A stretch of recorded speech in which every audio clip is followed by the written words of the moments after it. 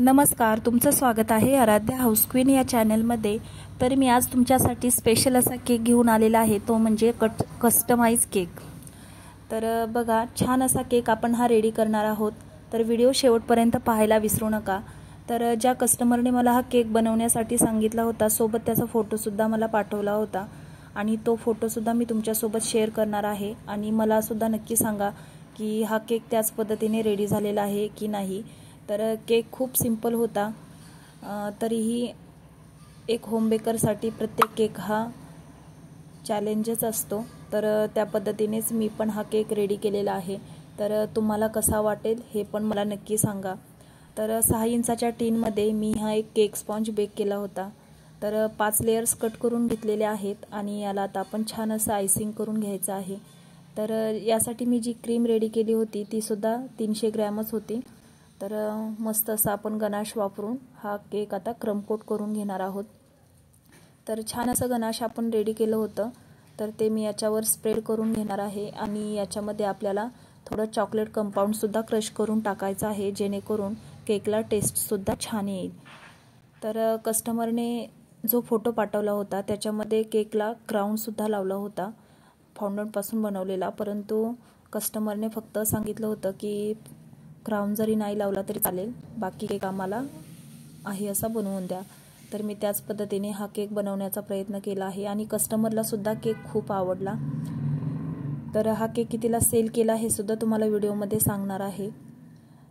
तर छान असं आपण याला आता शुगर सिरप करून घेत आहोत। शुगर सिरपसाठी मी साखर आणि पाण्याचाच उपयोग केलेला आहे आणि थोडंसं त्याच्यामध्ये आपल्याला चॉकलेट इसेन्स टाकायचं आहे।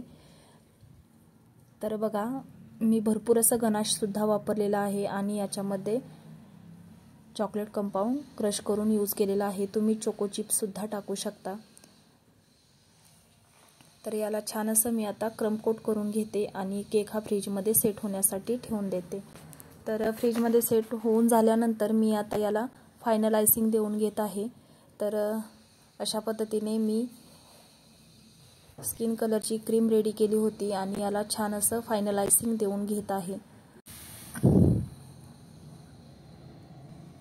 तर पायपिंग बॅगमध्ये मी ही स्किन कलरची क्रीम भरलेली आहे आणि छान असं याला आयसिंग करून घेतलेलं आहे। तर तुम्ही पाहू शकता छान असं आपलं आयसिंग झालेलं आहे, परंतु नंतर मी थोडा शेड येलो कलरच्या क्रीमचा वापरलेला होता आणि याला आयसिंग करून घेतलेली होती, कारण कस्टमरने जो फोटो पाठवला होता त्याच्यामध्ये अशाच पद्धतीने केकचा कलर होता। तर नंतर बघा, मी ब्लॅक कलरची क्रीम रेडी केलेली आहे आणि आपल्याला स्पॅच्युलाच्या मदतीने अशी थोडी थोडी स्प्रेड करून घ्यायची आहे। तर अशाच पद्धतीने डॉट्स होते, तर मी त्याच पद्धतीने बनवलेले आहेत। तर बघा, हे सर्व लावून झालेलं आहे।